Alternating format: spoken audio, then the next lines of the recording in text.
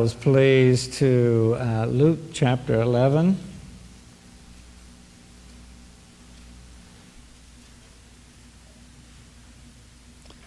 We'll look at a little 2-verse parable today, but we'll look in front of it and behind it as well.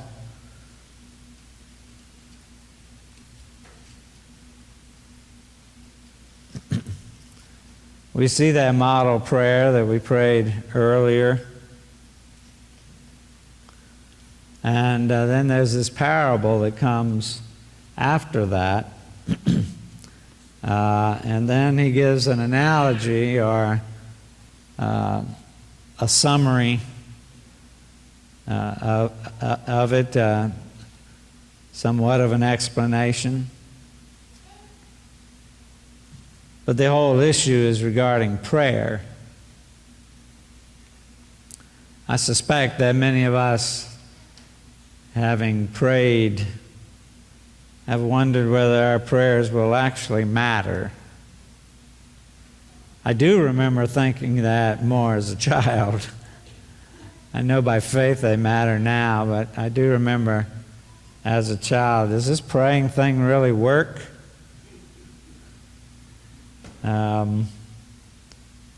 Because I'm praying for material things and all kinds of selfish, sinful things when I'm a child, and so I do remember. And so then we would ask the question, why would God, I didn't think this when I was a child, why would God command me to do something if it's not going to be effective? Charles Spurgeon says, if prayer changes nothing, it is a monstrous absurdity that God would ordain it.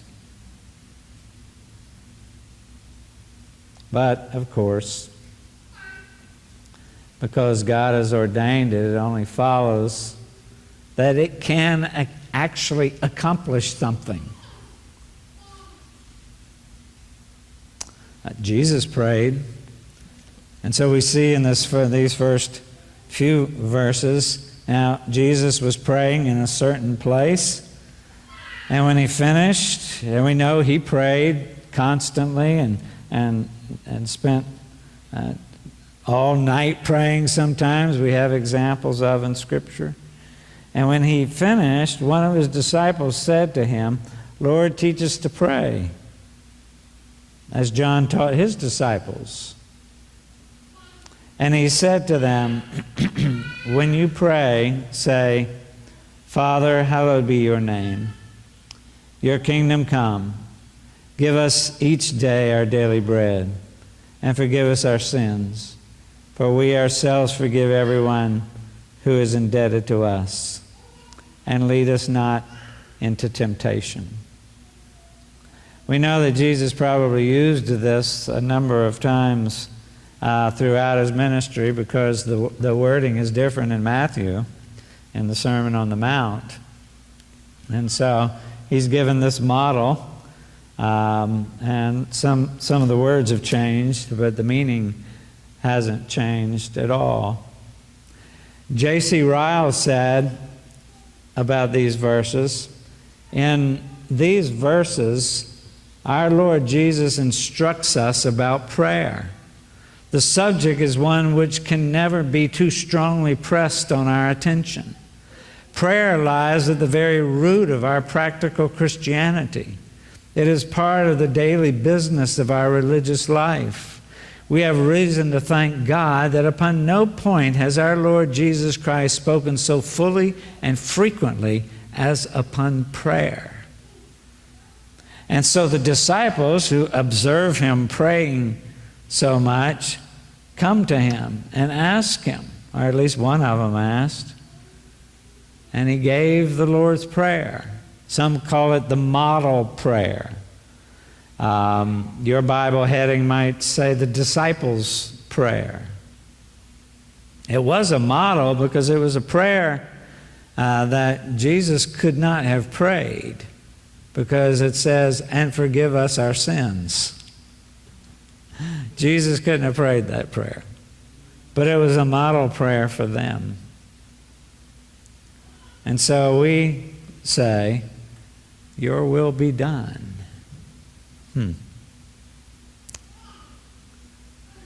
If he is sovereign, why pray? If his will is going to be accomplished no matter what, why should I pray? Well, my first answer is, when somebody asks me that, is he tells you to. He commands you to. It's his will that we pray about his will. The second reason is the God who ordained the end, the end being the answer to the prayer, the God who ordained the end also ordains the means to the end. So the God who ordained the answered prayer also ordains that prayer be the means or the instrument by which that prayer is answered. It's just like salvation. The gospel is the good news is the means. The end is somebody gets saved, right? Same thing is true about sanctification. The means to sanctification is the reading of the Word, the prayer, all the Christian disciplines. Those are the means. The end is sanctification. Ultimately, your perfection when you go to heaven.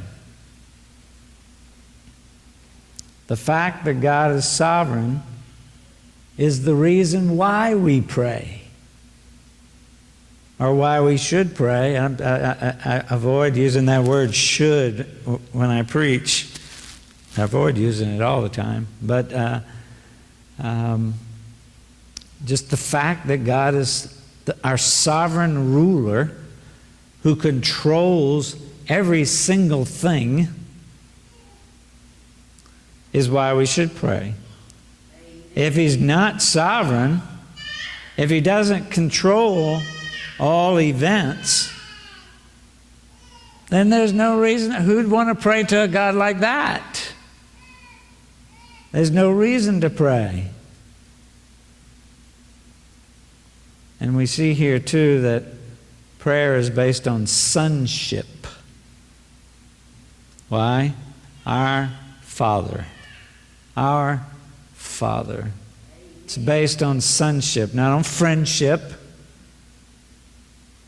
But Jesus used friendship when he illustrated persistence in prayer. And so we see this parable beginning at verse 5. And he said to them, which of you who has a friend will go to him at midnight and say to him, friend, lend me 3 loaves, for a friend of mine has arrived on a journey, and I have nothing to set before him. And he will answer from within, do not bother me. The door is now shut. My children are with me in bed. I cannot get up and give you anything. I tell you, though he will not get up and give him anything because he is his friend, yet because of his impudence, he will rise and give him whatever he needs. Amen. Well, this was a social tragedy in first century Middle East, in the Orient of the first century. It was a sacred duty to provide hospitality, or to provide something if someone asked for it. And it's common especially in the Gospel of Luke, for lessons to be taught from bad examples. We see, in contrast with the man who didn't want to be bothered, the contrast is God wants his people to pray to him. Amen. So Jesus encouraged people to be persistent in prayer, not in order to change God's mind, but to be steadfast in praying and to have our needs met. The parable, it wasn't that big of a deal. He just wanted some bread, right? He didn't need dinner. He just needed bread. And that bread relates to the prayer. Give us this day our daily bread. He's just coming to ask for bread. And then he uses the word, he says, lend me. So he anticipated returning bread. Hopefully not the bread he was lended. but he anticipated returning bread. He says, lend me. Then verse 8, though he will not get up and give him anything because he is his friend, yet because of his impudence he will rise and give him whatever he needs. Because of his perseverance, because of his persistence. I don't know what your Bible translates that word. That's the point of the parable. That persistence, your Bible might translate that shameless. It can also be shameless because of your persistence or your shamelessness. Now he's showing up at midnight. That could be irritating. I get it. But it paid off to a certain extent. And the idea is that while the friend inside would not help even because they were friends, simply because it's an inconvenience. Now the inconvenience is, in the first century, there was everybody slept in the same room. So everybody's in the same room. If Daddy has to get up and light a lamp and go out and help a friend, then everybody's got to wake up. And that wouldn't be fun. Or at least it wouldn't be fun to me. So out of inconvenience, he refuses his friend. But he finally did help because he was persistent. And the persistence was even a greater inconvenience than midnight. And the lesson is, if we can expect a reluctant friend to give what is needed, how much more can we expect a gracious God to give what is needed? Amen.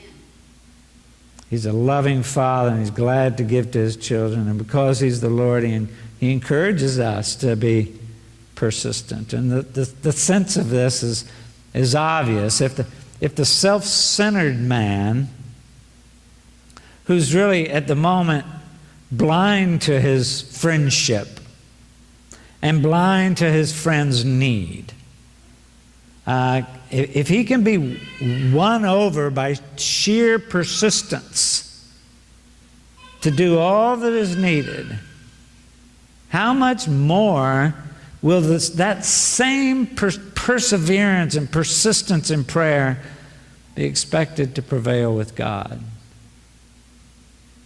Listen to what Paul said, and this is our first verse this coming Wednesday night in our study in Romans 10, verse 12.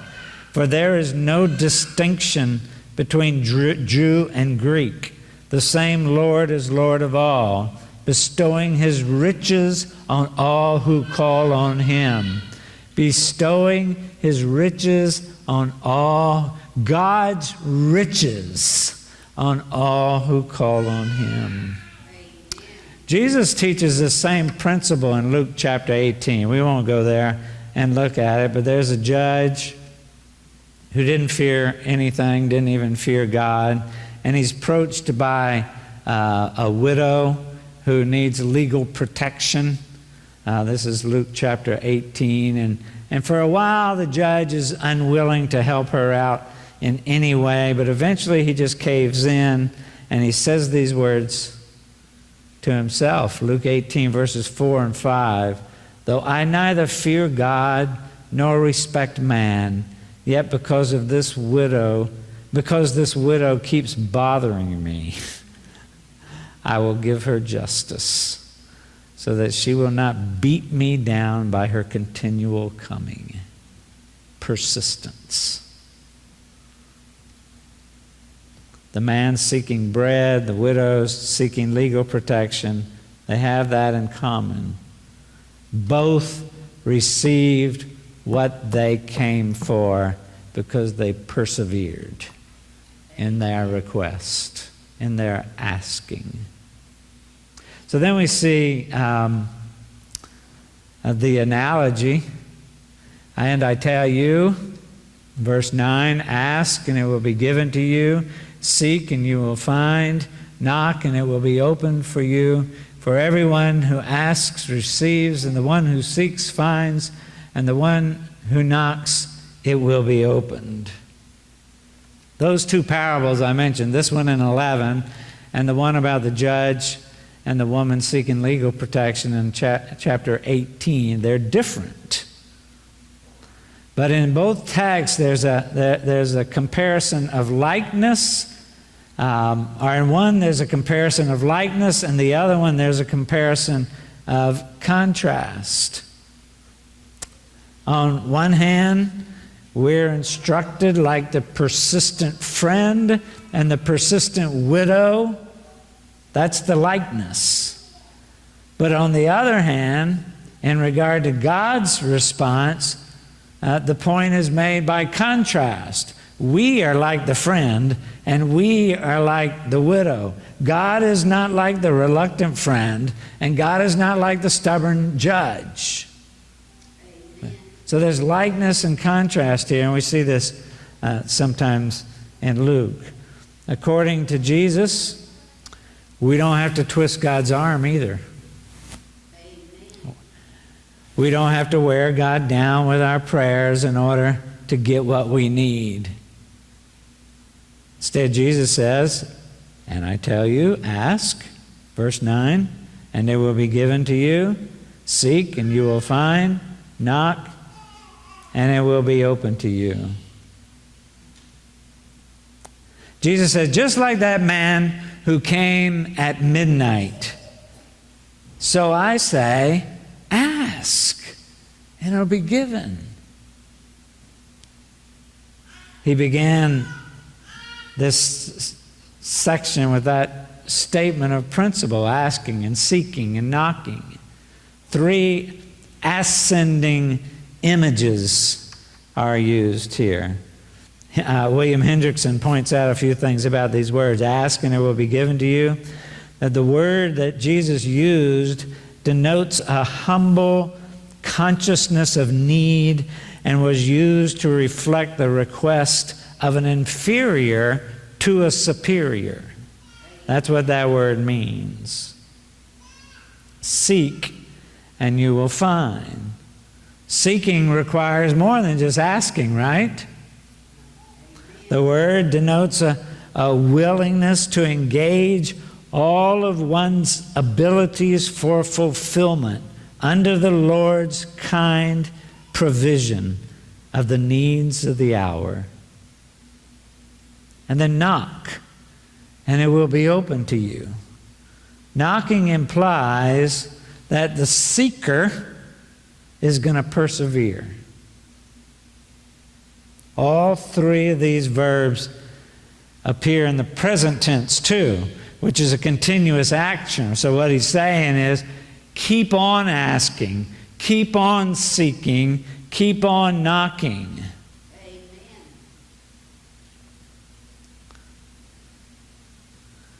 Rising level of activity, you notice too.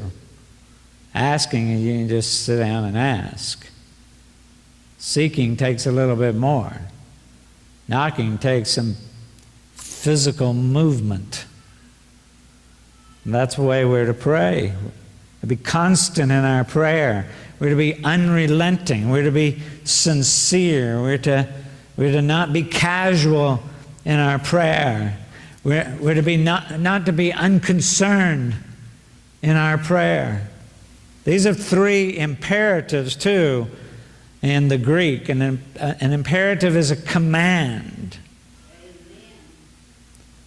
Prayer is to be persistent. I hope you've learned that by now, and if you haven't, it's good that you came today. I've prayed for 40 years for a certain thing. No answer yet. I've prayed in the last 3 months for our church more than ever before. No answer yet. Not because we pray over and over and over, not because we need to get God at the right time, because the psalmist reminds us he neither slumbers nor sleeps. Amen. So he's always there. He doesn't put you on hold or anything like that. He doesn't need to be prodded by us. He always gives according to his grace. But persistent prayer is an act of faith. People persist because they believe God will answer. Now, there are some people, you'll find some people who will say, if you really have faith, you'll ask once and you know that God will answer if you really believe. Well, that's wrong. That's just the opposite. If a person stops praying, it's because they really don't believe he'll answer. They see no need to continue on. It is the person that persists that shows the light of faith in their eyes, their minds, and their hearts. And God honors that faith, and God answers. Ask for that thing that you don't possess. Seek for what is, just look out there, seek for what's not apparent. Knock that obstacles might be removed. These 3 words simply epitomize the content of persistent prayer. For everyone, look at there. Verse 10, for everyone who asks receives. The one who seeks finds. The one who knocks, it will be opened. That's the promise of the answer. Amen. He promised complete answer. He made no exceptions. Derek Thomas said, the time and way in which our prayers shall be answered are matters which we must leave entirely to God. But that every petition which we offer in faith shall certainly be answered, we need not doubt. Let us lay our matters before God again and again, day after day, week after week, month after month, year after year. And the answer may be long in coming. And we see that throughout Scripture. We see that in Hannah, praying for Samuel. We see that in Zechariah, who prayed and prayed and prayed for a son. We see that Jesus, who prayed throughout the night on a number of occasions in the Gospel. And we see in the Garden of Gethsemane, where Jesus is praying all night and the disciples are sleeping. But there are those who think it is no use to pray. See no visible benefit from it. Persuade that they'll be just as well without prayer. That's just laziness and unbelief. And in somebody who thinks that way, that they'll be just as well without prayer, then that laziness and unbelief wins out over their hearts, and they eventually stop altogether, which is why so few people are here on Wednesday night.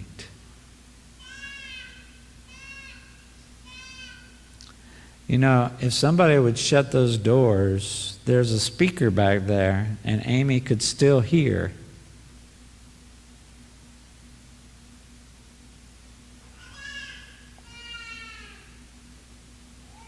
That doesn't mean you can't come in, Amy. You can come in anytime.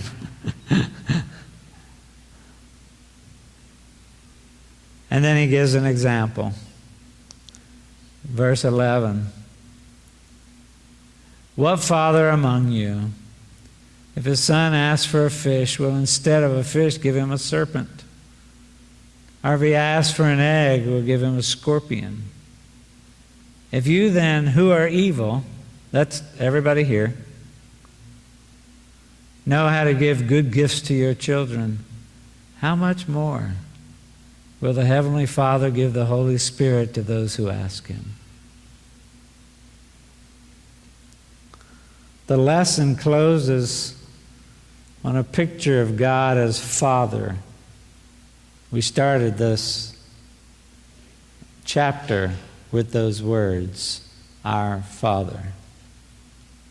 And he ends this section with that emphasis. Earthly examples for us to show God's graciousness.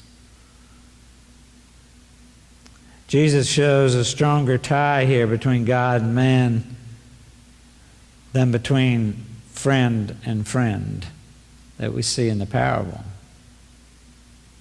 God is a father and gives his gifts not just because people are persistent, but because he loves his children. He'll do no less to them than any earthly father would do for his family. So he says there in verse 13, if you then, who are evil, he compares the gifts of sinful, fallen fathers in this case to the gracious overflowing of a heavenly Father. And if human beings who are evil can act in a gracious and loving manner, how much more will God do so? Because he knows us and loves us, we never need be afraid of the answers God will give. So Jesus again argues from the lesser to the greater. If an earthly father gives what is best to his children, surely the Father in heaven will do even more. And this includes, what does this include?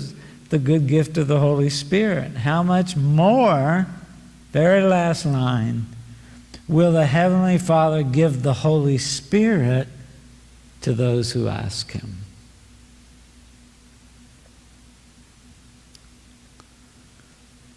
The good things of the Holy Spirit. You know, the blessings were, in the Old Testament, blessings were reserved only for a special few. But here, to all those, or anyone who asks him. The assurance is God will be kind and generous to his children. You understand that? God will be kind and generous to his children. In times of distress, Christians may imagine that they're better parents than the Lord, but that can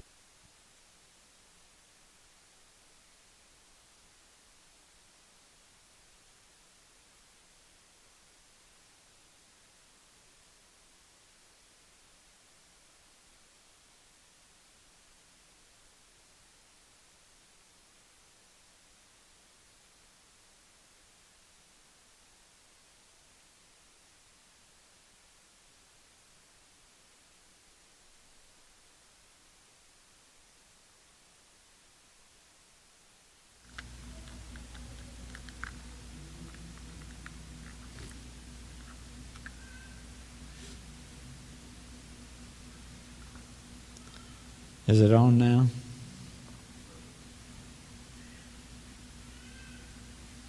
If persistence succeeds so well between man and man, how much more may we expect it to obtain mercy and grace when used in prayer to God?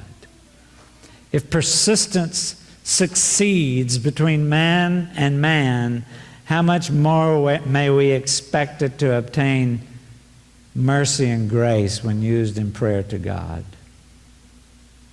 And Jesus talks about the good gift of the Holy Spirit, the most important gift for the followers of Jesus Christ, the most important gift that we would ever receive as believers. And you can read about that in the first part of Acts chapter 2. The Heavenly Father gives heavenly gifts. The Holy Spirit, He gives earthly gifts as well. Now, why does He answer prayer? Why does our Heavenly Father answer prayer? Not just to meet the needs of His children. That's one reason. But to meet them in such a way that He gets the glory. Amen. Hallowed be your name. When God's people pray, God's reputation is at stake. The way He takes care of His children is a witness to the world that He can be trusted. And His answers will always be right and always true. Amen. Phillips Brooks said that prayer is not overcoming God's reluctance. It is laying hold of His highest willingness. Persistence in prayer is not an attempt to change God's mind. Your will be done. But to get ourselves to a place where He can trust us with the answers. And here's the truth of the matter. God is never either unable or unwilling to grant all that we ask. To the contrary, we're assured that He is able to do for us exceedingly, abundantly more than we ask, or even think, or even imagine. Amen. Persistence is God's way. Our Father. And it's only available to those who've been reconciled to God. That's the treasure you have. Note that. That's the treasure you have. This is only available for those who've been reconciled to God. Those who've made peace with Him and are His children. You see, someone said, I don't know where I got this, but the Father is the God of everyone, but not the Father of everyone. Amen. The Father is the God of everyone, but not the Father of everyone. 1 John 2:23. No one who denies the Son has the Father. Whoever confesses the Son has the Father also. He's the Father to those who have believed in His Son and is their Savior. And this prayer is only for believers. We can come with confidence because the sovereign God of the universe is our Father. And because He is, we are to seek His glory. Whatever you ask from God, ask in faith. Yes. Never be discouraged by the delay. And as the pastor of this congregation today, I find myself praying for more co-laborers. I'm praying for a unity of purpose.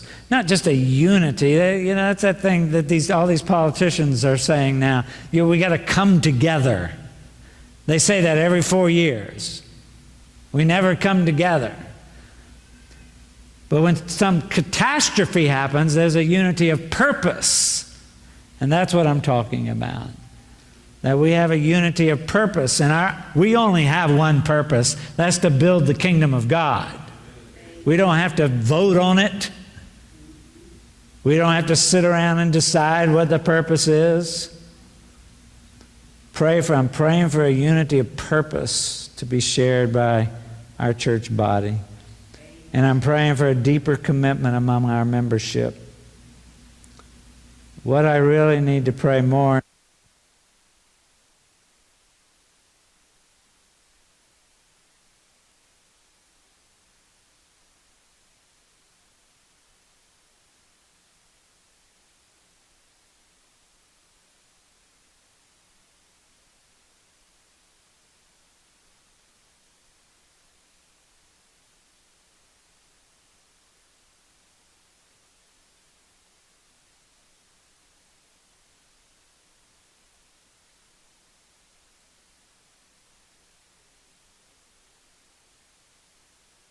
to receive from God.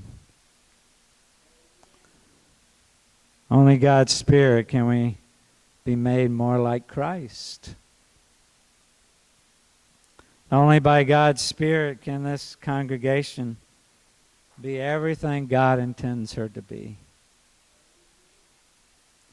J.C. Ryle said, "A man's state before God may always be measured by his prayers." You think about that. Let's pray.